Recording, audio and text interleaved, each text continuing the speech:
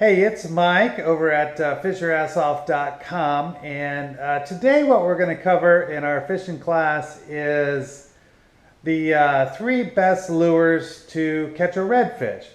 Now, if you've watched any of these fishing classes, you're going to realize that I use a lot of the same lures over and over and over again. In fact, if I were to think about it, I probably only have about 5 basic lures that I ever use. So, but it depends on the quarry. So some of them you might use this and some of them might use that a little bit more. But yeah, so what we're going to cover today is redfish. And something you need to know about a redfish is they are voracious feeders. But they're a fish that's used to looking down and rooting around and stuff and flipping over clumps of oysters for little oyster crabs and having their faces up in the mangroves and just rooting around oyster bars and all these different things. So they're a fish that likes to look down. You can catch them on top water lures, but they miss them a lot. I mean, it's great, but they're just not used to like this, like a snook or a tarpon or something else is totally set up to slam things that are up like this. They're basically never looking down. They're almost always looking up. Whereas a redfish is basically always looking down. So sure, you can catch them on top water, and I have, but it's really not what I would use. So I'm going to use my 3 best lures for catching redfish. Okay, so 3 best lures to catch a redfish. Number 1 are scented jigs.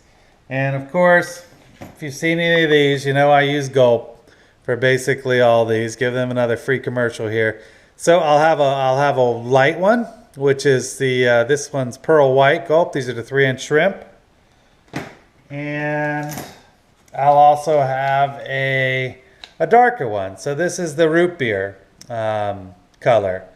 For whatever reason, the Everglades, this one seems to outperform. It's all dark works better, but that's neither here nor there. So you need to have a white or a dark in your tackle box, and you're just using a jig head on this. I use a red jig head typically.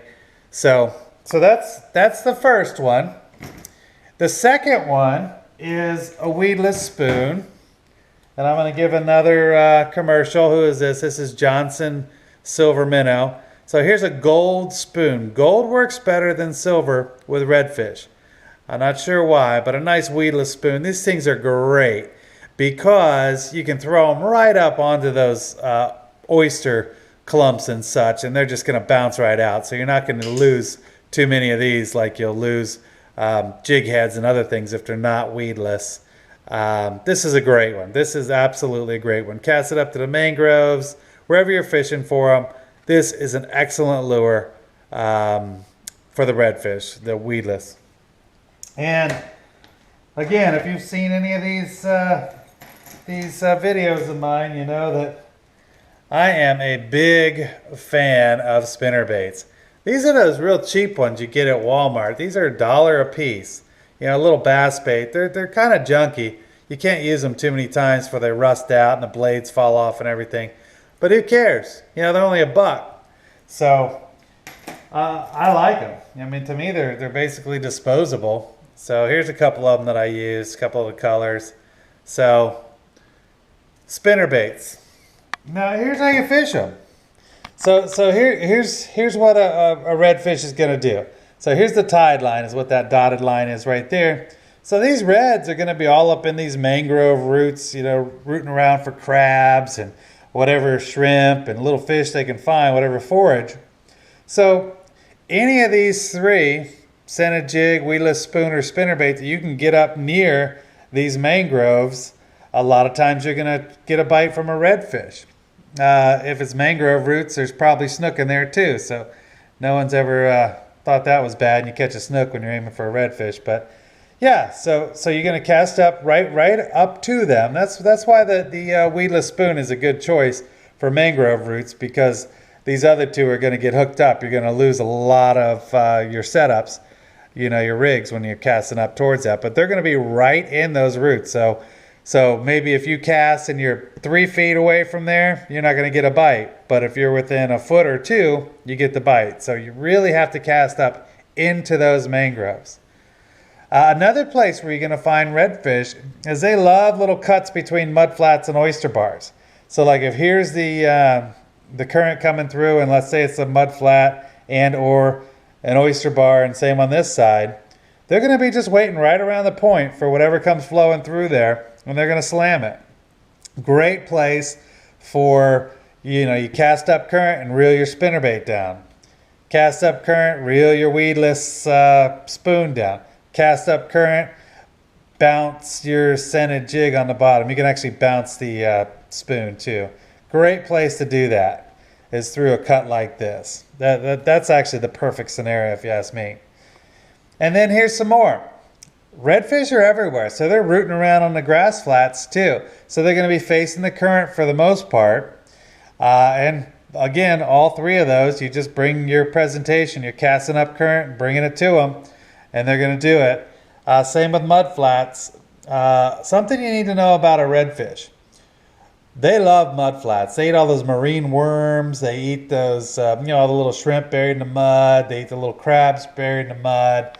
And they are one of the first fish to hit the mudflat with the incoming tide. So if you can get there before them, it's great. So if you can just wait for the tide, because they're real spooky when they're in shallow water like that. But if you can get there ahead of time and just wait for them to come in, you'll see them. You'll see the V-weight coming in as the tide comes in. And they don't need much water at all. I'm talking a foot of water, foot and a half. They're fine with that. So when they're up in there like that, you got to get them. And you don't have much time either, because guess who loves redfish? Sharks, dolphin.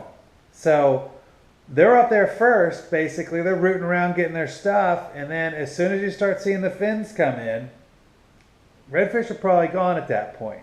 So you have a little small window, maybe like the first hour and a half or so is best to catch redfish up on the real skinny mudflats like that. Because once the sharks come in, they usually amscray. They're out of there.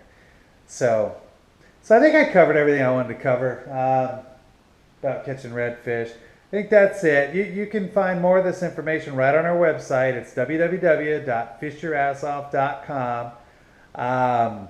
We have a how-to section, a where-to section, a what-to section, videos. We got it all on there. So if you want to learn how to fish in Florida, that's your website.